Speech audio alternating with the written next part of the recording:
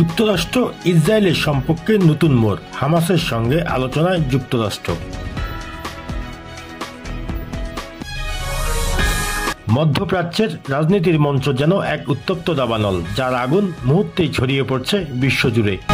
এবার এই রাজনীতির মঞ্চের দুই অন্যতম মিত্র যুক্তরাষ্ট্র ও ইসরায়েলের সম্পর্কে দেখা দিয়েছে টানপোড়েন। দীর্ঘদিন ধরে মিত্র ইসরায়েলের স্বার্থ রক্ষায় কাজ করে এবার আপত্তি উপেক্ষা করে গোপনে হামাসের সঙ্গে সরাসরি আলোচনায় বসেছে যুক্তরাষ্ট্র, আর তাতেই তোলপাড় পুরো বিশ্ব। সম্প্রতি কাতারের দোহায় অনুষ্ঠিত এক বৈঠকে যুক্তরাষ্ট্রের জিম্মি বিষয়ক দূত অ্যাডাল বেহালার কথা বলেন হামাসের প্রতিনিধি দল।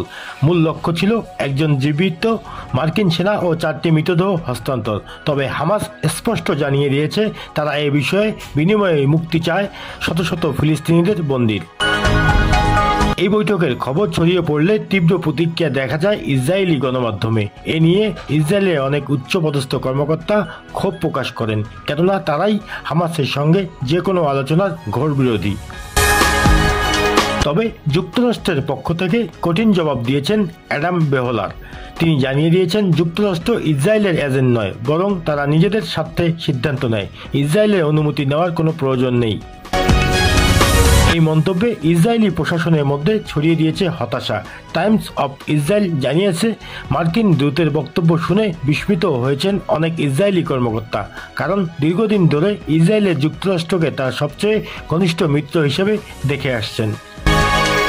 অন্যদিকে হামাসের সঙ্গে এই আলোচনার ফলে গাজার যুদ্ধ পরিস্থিতিতে নতুন মোড় আসতে পারে বলে মনে করেছেন বিশ্লেষকরা।